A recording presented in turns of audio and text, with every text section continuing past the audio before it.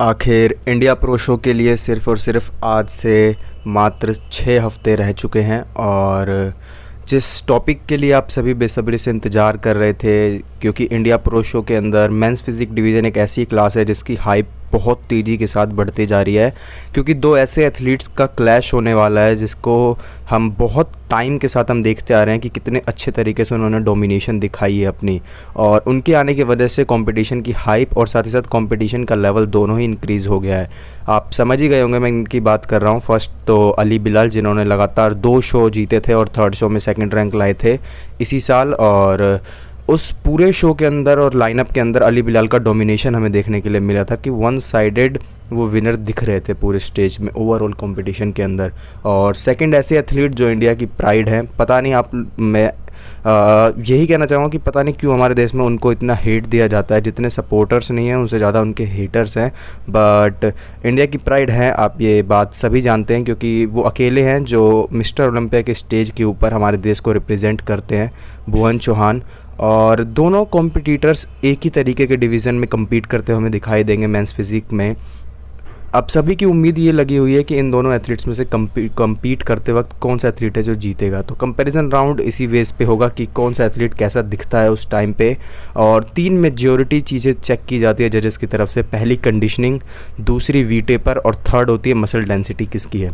तो अगर हम ओवरऑल बात करें तो हमें पता है कि अली बिलाल हमें कैसे दिखाई देंगे, क्योंकि 2 हफ्ते बाद आर्नोल्ड क्लासिक है, उसमें भी हमें पता लग जाएगा कि अली बिलाल क्या अभी पैकेज दे के दिखा रहे हैं स्टेज के ऊपर, और 4 हफ्ते बाद वो ज़्यादा चेंज नहीं होगा। तो उम्मीद तो यही है कि जैसा हमने उन्हें शेरू क्लासिक इटली में देखा था, यूरोपा प्रो में देखा था, वैसे ही हमें वो इस बार भी दिखाई देंगे, क्योंकि वो कहते हैं कि वो पीक वीक नहीं करते, कभी सेम कंडीशन परमानेंट रखते हैं और उसी के साथ स्टेज पे चढ़ते हैं। तो हमें ये तो पता है कि अली बिलाल कैसे दिखाई देंगे, बट जो एक कहते हैं ना कि एस अभी तक हमें देखने के लिए नहीं मिला कि भुवन चौहान का ओवरऑल पैकेज क्या होगा। क्योंकि लास्ट ईयर जब हमने भुवन चौहान को देखा था, उस भुवन चौहान और इस साल के भुवन चौहान में 5 LBS मसल इंक्रीज़ हमें दिखाई देगा, ऐसा उन्होंने कहा है, 5 to 6 LBS। अब लास्ट ईयर के जो कंपटीशन के एनालिसिस की अगर बात करूं तो लास्ट ईयर भुवन चौहान ने जिस एथलीट को बीट किया था वो 10th प्लेस लेके आए थे Mr Olympia overall men's physique class में। तो इसका मतलब भुवन चौहान इजीली टॉप 10 में तो आ चुके हैं। ये तो लास्ट ईयर ही उनके कोचेस ने भी कह दिया था, और उस पूरी ओवरऑल मीटिंग के अंदर ओमार भी थे जो कि मेंस फिजिक के बहुत अच्छे कोच हैं, उन्होंने भी कहा था कि अभी भुवन चौहान काफ़ी अच्छे से बढ़ते जा रहे हैं। और लास्ट ईयर से इस साल के बीच में भी उन्होंने 5 to 6 LBS का जो इंक्रीज़ किया है अपने वेट में या मसल डेंसिटी में, वो भी हमें देखने के लिए मिलेगा। तो एक चीज़ तो जो मेन फैक्टर होता है कंडीशनिंग में, हम अगर दोनों एथलीट्स को मैं रखूं तो 1-1 पे रखूंगा कि कंडीशनिंग में मैंने आज तक नहीं देखा कि भुवन चौहान ऑफ आए हो। एक बार वो आए भी थे तो वो अपनी मर्जी से आए थे, वो ये देखने के लिए कि कितना टाइम लगता है उन्हें फुल होने में और क्या उनकी लिमिट है। तो कंडीशनिंग में तो मैं दोनों को 1-1 मार्क्स पे रखूंगा कि हाँ, दोनों ही जजेस 1-1 प्लेसिंग पे रखेंगे। सेकंड बात कर लेते हैं वी टेपर। वी टेपर एक ऐसा पॉइंट है जिसको आज की डेट में मेंस फिजिक डिवीज़न बहुत डोमिनेशन के साथ चेक करती आ रही है। आप जितने भी टॉप ओलंपियंस देखेंगे सब वी टेपर के कमाल के साथ हैं।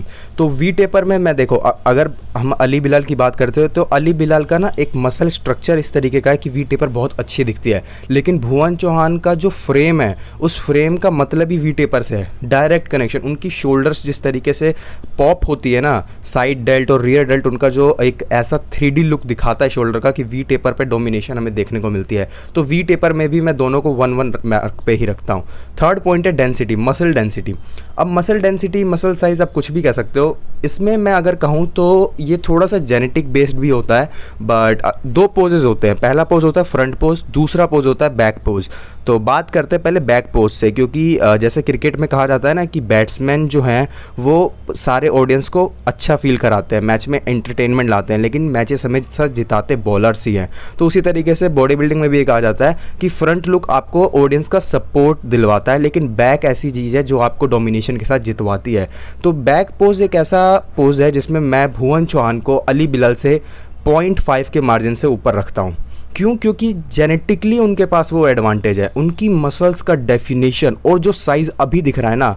मैं आपको एक चीज़ बता सकता हूँ कि इस साल का भुवन चौहान हमें कुछ अलग देखने के लिए मिलेगा स्टेज के ऊपर, और अभी जो गेन करके वो आए हैं मुझे ऐसा लगता है कि अभी तक ऐसा पैकेज हमने भुवन चौहान कभी नहीं देखा होगा, क्योंकि बैक उनकी पहली बात तो जेनेटिकली ब्लेस्ड, दूसरी चीज़ उनकी डोमिनेशन बैक में ही दिखती है। जब भी वो बैक पोज हिट करते हैं एक एक मसल्स का जो सेपरेशन है हमें डीप तक दिखता है। जो उनकी लोअर बैक है उसके ऊपर ट्रैप्स, और जो वी टेपर में उनका लैट्स मसल दिखता है, बहुत अमेजिंग दिखता है। और रियर डेल्ट का जो डोमिनेशन है वो भी हमें देखने के लिए मिलता है, जो कि जेनेटिक में ही मिलता है। अगर हम बात करें अली बिलाल की, अली बिलाल बहुत अच्छा बैक कैरी करते हैं, लेकिन जेनेटिकली अली बिलाल की बैक थोड़ी सी वीक पड़ती है। अब बात करते हैं ऐसे पोज़ की जिस पोज़ को अभी की डेट में जजेस बहुत तेज़ी के साथ चेंजेस ला रहे हैं।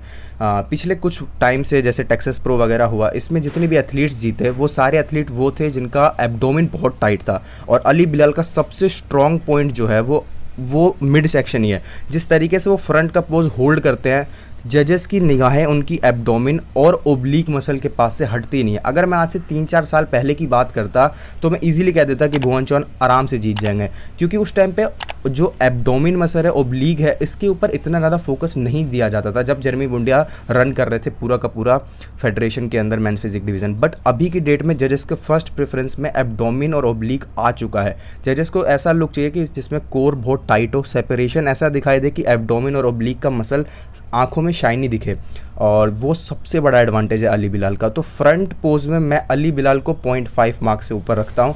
अब वही बात है कि मैंने 2 पोजेज़ में तो भुवन चौहान को आगे रखा और 2 ही पोजेज़ में मैंने अली बिलाल को भी आगे रखा, कुछ कुछ पॉइंट के मार्जिन की वजह से। ऐसा इसलिए क्योंकि देखो स्टेज के ऊपर उस करंट टाइम में जो कंडीशन पीक करके आएगा, अगर थोड़ा बहुत ऊपर नीचे होती है, टाइमिंग लेट होती है, और मेन बात है उनका क्लाइमेट अलग है, वो दूसरी कंट्री से आके यहाँ पे रहेंगे, तो किस तरीके से बॉडी रिस्पॉन्स करेगी ये किसी को नहीं पता। बट हाँ, अगर सब कुछ बेस्ट रहता है, क्योंकि दोनों टॉप प्रोज हैं, तो पीक तो करके आएंगे, तो मैं भुवन चौहान को ऊपर रखता हूं। आप लोग को क्या लगता है कि अली बिलाल और भुवन चौहान में से कौन जीतेगा? तो आप मुझे बता सकते हैं कमेंट सेक्शन में, और आपका कोई और ओपिनियन हो जिसके बारे में मैं बताना भूल गया हूं तो वो भी आप लिख सकते हैं। और एक चीज़ और, मैंने सारे फैक्ट्स बता दिए, अगर और कोई फैक्ट्स आप इंक्लूड करना चाहें या उसको एक्स्ट्रा में एलेबोरेट करना चाहें तो कमेंट सेक्शन आप ही का है, कमेंट कीजिए, बताइए। और बहुत जल्द हमें देखने के लिए मिलने वाला है ये क्लैश, तो मैं भी इंतज़ार कर रहा हूँ, आप भी इंतज़ार करिए। मिलते हैं किसी नई वीडियो के साथ, तब तक जय हिंद, धन्यवाद।